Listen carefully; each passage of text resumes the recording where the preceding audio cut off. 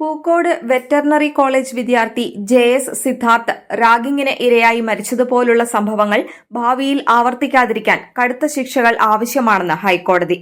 UGC anti ragging regulations കൊണ്ട് മാത്രം ragging എന്ന വിപത്തിനെ തടയാൻ പര്യാപ്തമല്ലെന്ന് കോടതി അഭിപ്രായപ്പെട്ടു. കൂടുതൽ കർശനമായ റാഗിംഗ് വിരുദ്ധ നിയമങ്ങൾ കൊണ്ടുവരാൻ സംസ്ഥാന സർക്കാരിനോട് കോടതി നിർദ്ദേശിച്ചു. സിദ്ധാർത്ഥിന്റെ മരണത്തിൽ വീഴ്ച വരുത്തിയ ഉദ്യോഗസ്ഥർക്കെതിരെ നിയമ നടപടി പുനരാരംഭിക്കാനും ഹൈക്കോടതി ഉത്തരവിട്ടു. സിദ്ധാർത്ഥൻ J റാഗിങ്ങിനിരയായി മരിച്ച സംഭവത്തിൽ ഭരണപരമായ വീഴ്ചകൾ വരുത്തിയ 2 ഉന്നത ഉദ്യോഗസ്ഥർക്കെതിരെ അച്ചടക്ക നടപടികൾ പുനരാരംഭിക്കാനാണ് കേരള ഹൈക്കോടതി Kerala veterinary and animal sciences യൂണിവേഴ്സിറ്റിക്ക് നിർദ്ദേശം നൽകിയത്. College dean doctor MK Narayanan, assistant warden R Kanthanathan എന്നിവർക്കെതിരെയാണ് നടപടി. അന്വേഷണ റിപ്പോർട്ടുകൾ റദ്ദാക്കാനും തങ്ങൾക്കെതിരായ അച്ചടക്ക നടപടികൾ തടയാനും ഉദ്യോഗസ്ഥർ സമർപ്പിച്ച റിട്ട് ഹർജികളിലാണ് കോടതിയുടെ ഈ സുപ്രധാന വിധി. അച്ചടക്ക നടപടികൾ യൂണിവേഴ്സിറ്റി താൽക്കാലികമായി നിർത്തിവെച്ചത് അന്യായവും മനുഷ്യത്വരഹിതവും നിയമവിരുദ്ധവുമാണെന്ന് ഹൈക്കോടതി ജസ്റ്റിസ് DK സിംഗ് നിരീക്ഷിച്ചു.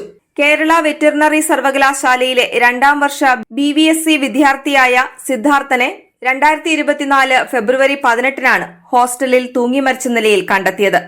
കോളേജിന്റെ ആന്റി റാഗിംഗ് സ്ക്വാഡും യൂണിവേഴ്സിറ്റി നിയോഗിച്ച 3-അംഗ സമിതിയും നടത്തിയ അന്വേഷണങ്ങളിൽ സിദ്ധാർത്ഥൻ ക്രൂരമായ റാഗിങ്ങിനും പരസ്യമായ അപമാനിക്കലിനും വിധേയനായിരുന്നുവെന്ന് കണ്ടെത്തി.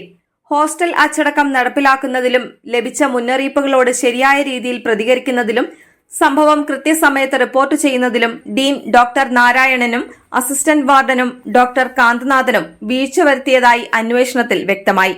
യൂണിവേഴ്സിറ്റി ചാൻസലർ കൂടിയായ കേരള ഗവർണർ നിയോഗിച്ച ജസ്റ്റിസ് A ഹരിപ്രസാദിന്റെ നേതൃത്വത്തിലുള്ള ജുഡീഷ്യൽ കമ്മീഷനും ഈ കണ്ടെത്തലുകൾ ശരിവച്ചിരുന്നു. മതിയായ മേൽനോട്ടമില്ലായ്മയ്ക്കും റാഗിങ്ങിന്റെ മുൻ സംഭവങ്ങളിൽ നടപടിയെടുക്കുന്നതിൽ വീഴ്ച വരുത്തിയതിനും അന്നത്തെ വൈസ് ചാൻസലർക്കും ഉത്തരവാദിത്തമുണ്ടെന്ന് കണ്ടെത്തുകയും ചെയ്തു. ചാൻസലറുടെ നിർദ്ദേശം കാരണം നടപടികൾ നിർത്തിവെക്കേണ്ടി വന്നു എന്ന യൂണിവേഴ്സിറ്റിയുടെ വാദം ഹൈക്കോടതി തള്ളി. ആ കത്ത് ഒരു റിപ്പോർട്ട് ആവശ്യപ്പെടുക മാത്രമാണ് ചെയ്തതെന്നും അച്ചടക്ക നടപടികൾ നിരോധിച്ചിട്ടില്ലെന്നും കോടതി വ്യക്തമാക്കി.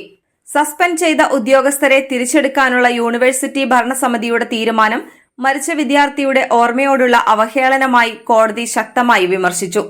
3 മാസത്തിനുള്ളിൽ അച്ചടക്ക നടപടികൾ പൂർത്തിയാക്കാൻ യൂണിവേഴ്സിറ്റിക്ക് നിർദ്ദേശം കോടതി നൽകി. ഈ വിധി ക്യാമ്പസ് ഭരണത്തിലെ വലിയ വീഴ്ചകളെ തുറന്നുകാട്ടുന്നു.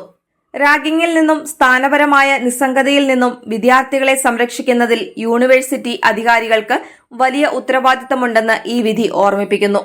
ആരോപണ വിധേയരായ 2 ഉദ്യോഗസ്ഥരെയും സർവീസിൽ തിരികെ പ്രവേശിപ്പിക്കാൻ യൂണിവേഴ്സിറ്റി സമിതി അംഗമായ T സിദ്ദിഖ് MLA വിയോജിപ്പോടുകൂടി തീരുമാനിച്ചിരുന്നു. എങ്കിലും തീരുമാനം നടപ്പാക്കുന്നതിന് വിസമ്മതിച്ച VC ഡോക്ടർ അനിൽ ഗവർണറുടെ അനുമതി തേടിയിരുന്നു. തുടർന്നാണ് ഉദ്യോഗസ്ഥരെ തിരികെ സർവീസിൽ പ്രവേശിപ്പിക്കുവാനുള്ള ഭരണസമിതി തീരുമാനം ഗവർണർ തടഞ്ഞത്. സിദ്ധാർത്ഥിന്റെ മാതാവിനു വേണ്ടി സീനിയർ അഭിഭാഷകൻ ജോർജ് പൂന്തോട്ടവും ഗവർണർക്കു വേണ്ടി സീനിയർ അഭിഭാഷകൻ P ശ്രീകുമാറും ഹാജരായി.